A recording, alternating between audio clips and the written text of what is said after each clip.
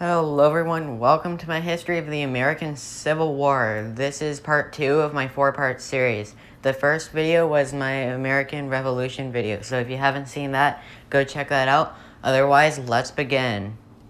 Ever since the founding of the United States, the North and South of the United States had begun hating each other after the two used very different economic methods. The North wanted to industrialize and begin building factories. The South wanted to stay traditional and continue making money off of slavery, as they have done for 150 years.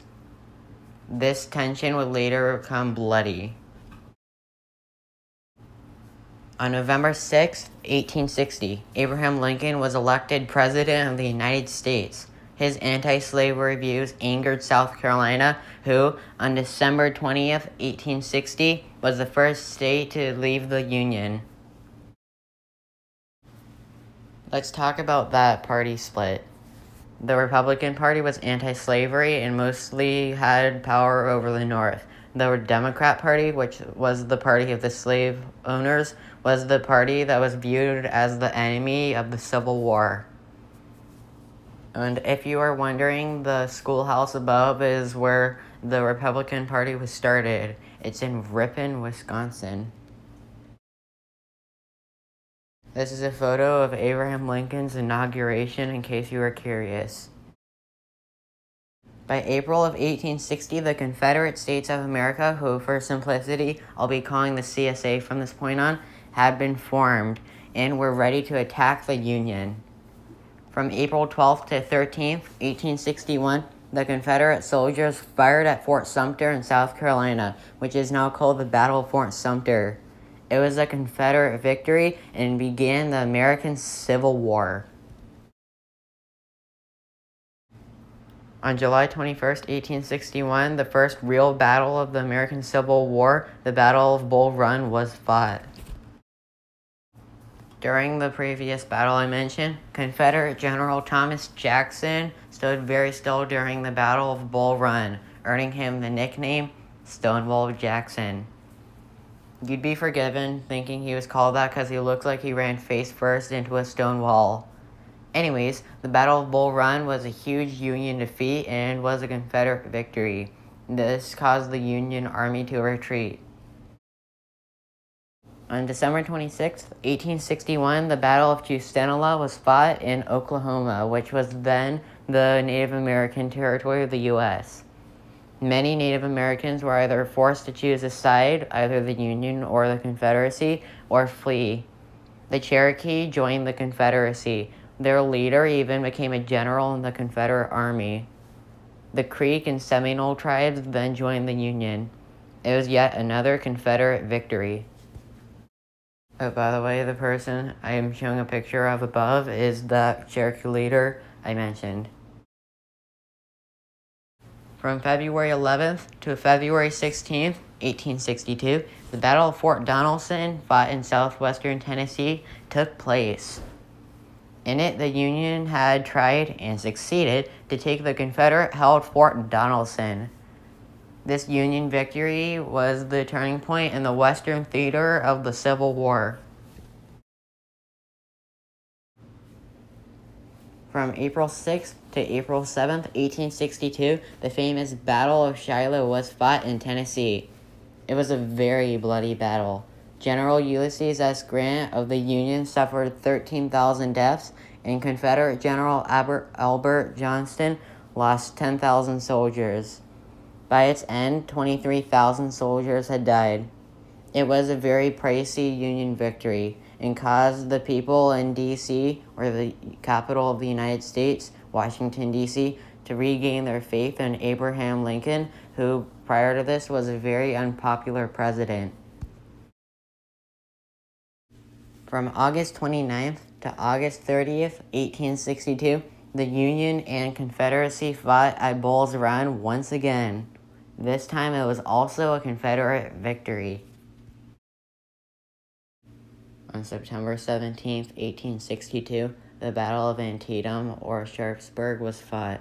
This was the bloodiest day in American history. Around 25,000 people died in this battle. This battle was technically a stalemate, but the Union still declared it a victory. On this day, September 22nd in 1862, the preliminary Emancipation Proclamation, not the famous one, the first one, was issued by Abraham Lincoln. It said that if the Union won the Civil War, all slaves would be freed. This made a lot of people happy. On December 13th, 1862, the Union fought with the CSA at the Battle of Fredericksburg.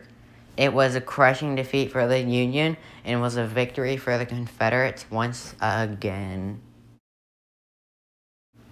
On January 1st, 1863, Abraham Lincoln issued the second and much more famous Emancipation Proclamation, saying that slaves would be freed if the Union won the war. I just said it. From May 1st to May 4th, 1863, the Confederates won a surprising victory over the Union at the Battle of Chancellorsville, shocking the Union. During it, 24,000 people died, making it the fifth bloodiest battle in the Civil War. Unfortunately for the Confederates, something bad happened.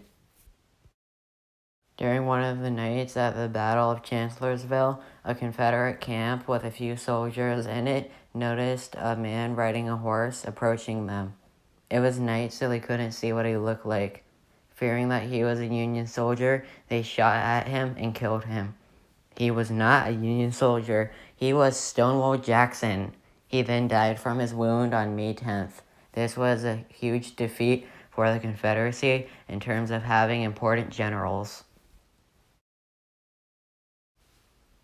From July 1st to July 3rd, 1863, the small town of Gettysburg, Pennsylvania, found itself in the crossfire of the bloodiest battle in American history and sixth bloodiest battle in world history, the Battle of Gettysburg.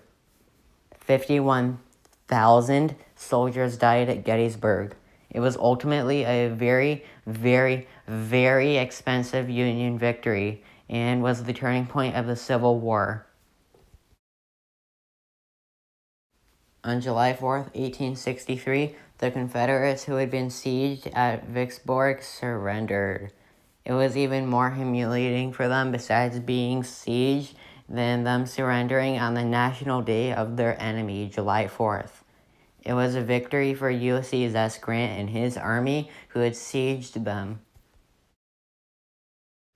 From September 19th to September 20th, 1863, the Battle of Chickamauga was fought. It was the second bloodiest battle in the Civil War.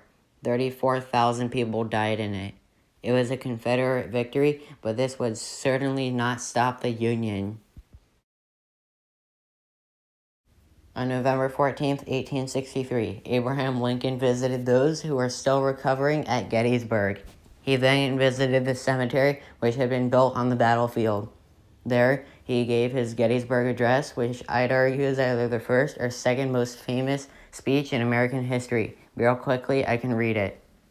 47 years ago, our fathers brought forth on this continent a new nation, conceived in liberty and dedicated to the proposition that all men are created equal. Now, we are engaged in a great civil war, testing whether that nation, or any nation so conceived and so dedicated, can long endure. This speech was to tell that everyone was equal, whether or not it was during a civil war. Oh wait, that was a mouthful for me. On September 2nd, 1864, General William Tecumseh Sherman of the Union captured Atlanta, which he had sieged from July to September of 1864. This was a huge defeat for the Confederacy.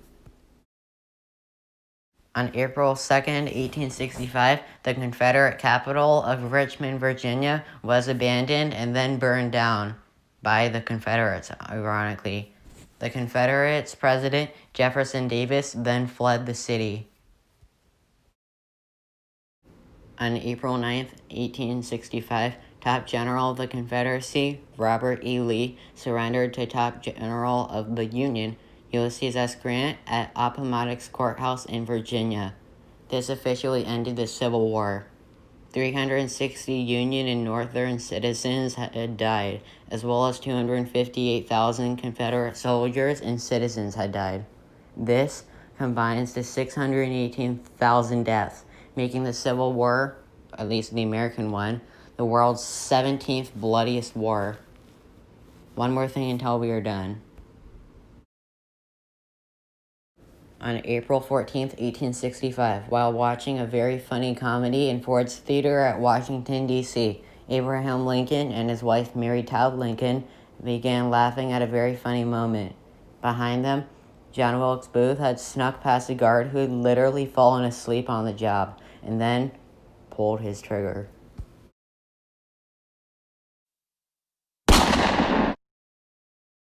Lincoln was shot in the back of the head.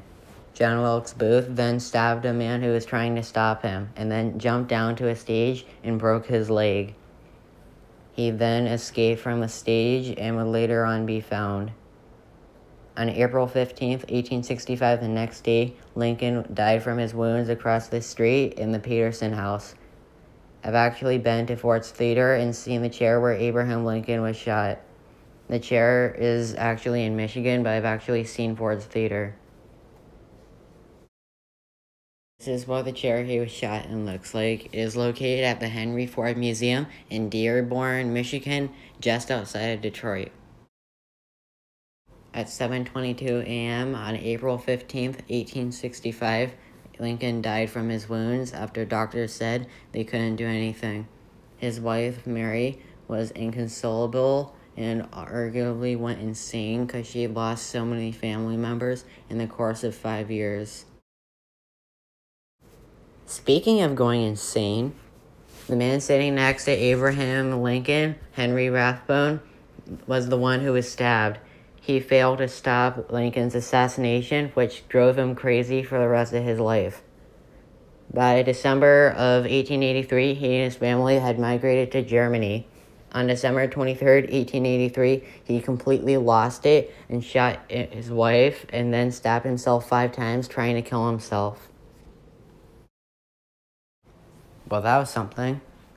Anyways, that was my history of the American Civil War. Thank you so much for watching, whether you watched maybe a few seconds of it or the whole thing. I don't know how long it is yet.